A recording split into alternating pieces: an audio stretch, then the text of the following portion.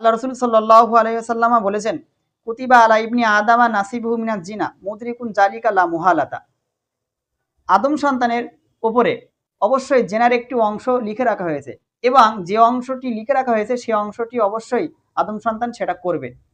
সুতরাং আলাইনানে জিনাহুমা নাজরু, আমাদের দুই চোখের জেনা হলো দেখা।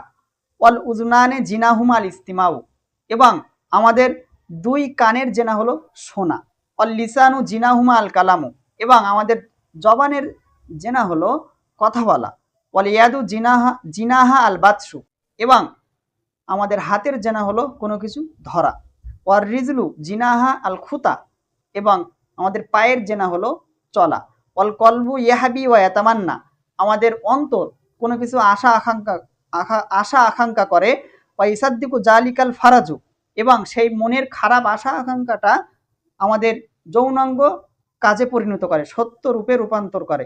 ওয়াইকা জিবুহু, এবং সে অথবা যৌনাঙ্গ সেটাকে মিথ্যা প্রতিপন্ন করে।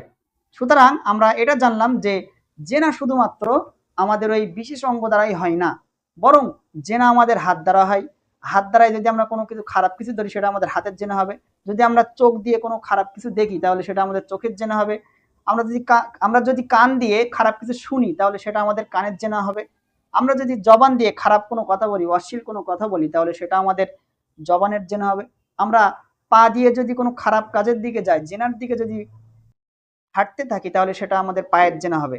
আর আমরা এর আগে হাদিস শরীফে পড়েছি যে যখন কোনো বান্দা জেনায় লিপ্ত থাকে তখন তার মধ্যে থেকে ঈমান বেরিয়ে চলে যায়, গিয়ে মাথার উপরে ছায়ার ন্যায় অপেক্ষা করতে থাকে।